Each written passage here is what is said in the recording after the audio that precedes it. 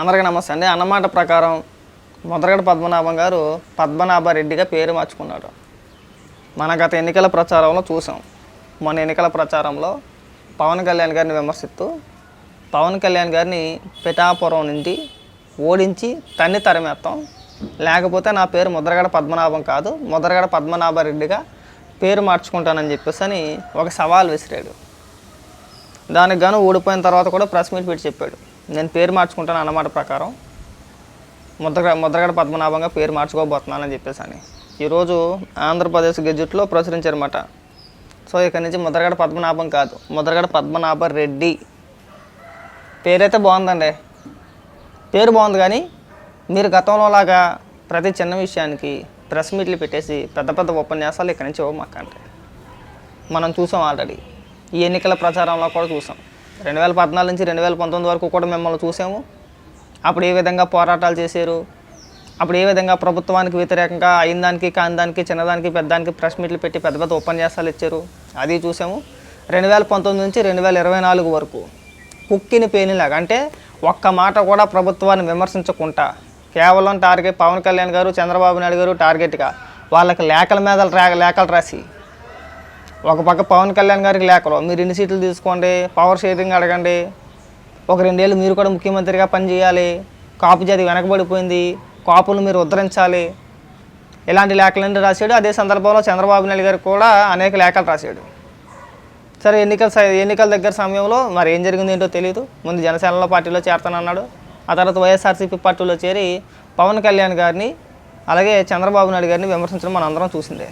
ముఖ్యంగా పవన్ కళ్యాణ్ గారిని అయితే చాలా ఎక్స్ట్రీమ్కి వెళ్ళిపోయాడు, చాలా పెద్ద పెద్ద మాటలు మాట్లాడాడు. ఆ విమర్శించే క్రమంలో తన సొంత కూతురు, నాన్నగారు మీరు అలానే మాట్లాడడం కరెక్ట్ కాదు, సరైన పద్ధతి కాదు అని ఆవిడ మాట్లాడితే ఆవిడని కూడా అదే విధంగా విమర్శించాడు. అంటే సొంత కూతురుని కూడా చూడాల, కూతురుని ఉద్దేశించి సొంత ప్రాపర్టీ నా ప్రాపర్టీ కాదు, వాళ్ళ అత్తరు ప్రాపర్టీ, ఇలాంటి నోటిదోల వ్యాఖ్యలన్నీ చేశాడు.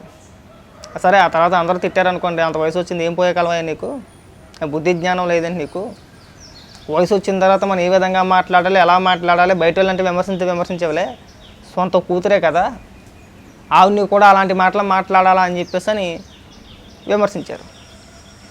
ఇప్పుడు పేరు మార్చుకున్నాడు. పేరు మార్చుకున్న తర్వాత మా రిక్వెస్ట్ ఏంటంటే ప్రతిదానికి ముందుండి తయారైపోమాకండి.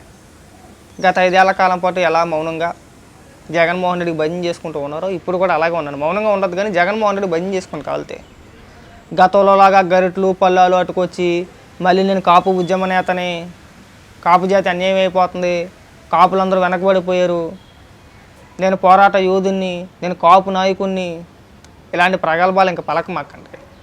అక్కడితో మీ సినిమా అయిపోయింది. ఎందుకంటే స్వయంగా మీరే చెప్పారు, వైఎస్ఆర్సీపీ పార్టీలో జాయిన్ అయ్యేటప్పుడు కాపులు నాకు చేసింది ఏమీ లేదు, నేను రాజకీయంగా ఎదిగింది కాపుల వల్ల కాదు, ఇండైరెక్ట్గా కాపులకి నాకు ఎలాంటి సంబంధం లేదని ఒక స్టేట్మెంట్ ఇచ్చేసావు. ఇప్పుడు కూడా అలాగే ఉండండి. పేరు మార్చుకోవడం ఎంతోకొంత నాకు నచ్చలే, అదే పేరుతో ఉండుంటే బాగుండేదేమో, ఒకసారి ఆలోచించుకుంటే అయిపోయేదేమో. ఎవరు కూడా డిమాండ్ కూడా చేయలేను నిన్ను. సరే గతంలో స్టార్టింగ్లో సోషల్ మీడియాలో ఏదో వైరల్ అయింది కానీ ఇది బారసాలని అదని ఇదని స్టార్టింగ్లో వైరల్ చేశారు, కానీ ఆ తర్వాత నేను ఎవరో పట్టించుకోవాలా.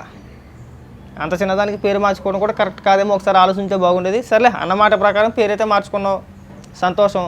కానీ ఇక్కడి నుంచి పెద్ద పెద్ద ఉపన్యాసాలు అయితే దయచేసి ఇవ్వద్దు. వైఎస్ఆర్సీపీ పార్టీలో కొనసాగవా, ఉంటావా ఉండవా అనేది అది నీ ఇష్టం. అది పేరు మార్చుకునేటప్పుడు ఒక్కసారి ఆలోచించుంటే బాగుండేదేమో. ఇప్పుడు నువ్వు ముద్రగడ పద్మనాభరెడ్డివి, నువ్వు మీ నాన్నగారి పేరు అడిగితే ఖచ్చితంగా రెడ్డి అనే చెప్పాలా, అవునా? లాజికల్గా ఒకసారి ఆలోచించుంటే బాగుండేదేమో. అనాలోచిత నిర్ణయాలు అన్నమాట ఇవన్నీ కూడా, తొందరపాటు నిర్ణయాలు. చాలా సందర్భాల్లో చెప్పాం, వయసు వస్తే సరిపోదండి, వయసుతో పాటు ఆలోచన విధానాలు కూడా మారాలి. ఎంతసేపు మా నైడుపంతా కూడా చంద్రబాబు నాయుడు గారు అధికారంలో ఉన్నప్పుడు ప్రభుత్వం మీద పడి ఎలా ఆడవాలి, ఉద్యమాలు ఎలా చేయాలి, రైళ్ళు ఎలా తగలబెట్టాలి, ప్రభుత్వాన్ని ఎలా ఈదులోకి ఏడ్చాలి, ఏ ప్రయత్నాలే కాదు. ఒక్కసారి మనం ఆరోపణలు చేసేటప్పుడు, సవాళ్ళు విసిరేటప్పుడు మనం ఏ విధమైన సవాళ్ళు విసురుతున్నాము, వ్యక్తిగత సవాళ్ళు ఎప్పుడు ఉండకూడదు, రాజకీయంగా ఉండాలి.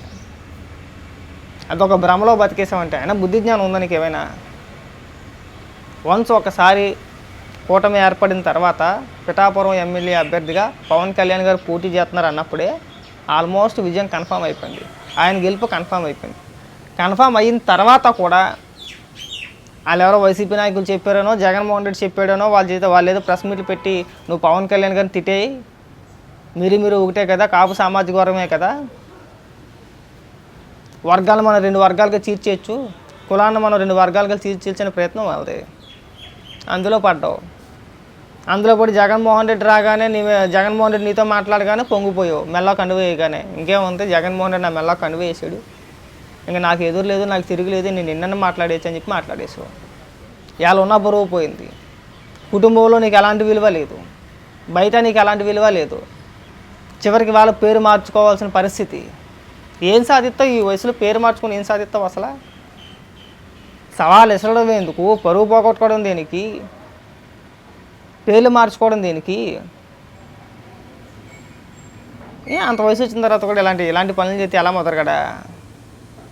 సరే, జరిగింది ఏదో జరిగింది. నా మాటని రాజకీయాలకి స్వస్తి పలికేయండి. రాజకీయాల్లో మీరు పనిచేయరు, అయిపోయింది. అంటే వయసులో పెద్దవారు కావచ్చు, మీరు అనేక పోరాటాలు చేసి ఉండొచ్చు, రాజకీయాల్లో ఒకప్పుడు ఏలిన వ్యక్తులే కావచ్చు, కానీ ఇప్పుడు అది లేదు అంటున్నా. మిమ్మల్ని కించపరిచి మాట్లాడే ఉద్దేశం మాకు లేదు. గతంలో రాజకీయాలు వేరు, ఇప్పుడు రాజకీయాలు వేరు. మీ రాజకీయాలు మాకు తెలిసిందే. ఎంతసేపు చంద్రబాబు నాయుడు గారిని టార్గెట్గా పెట్టుకొని మాట్లాడుతూ ఉంటారు.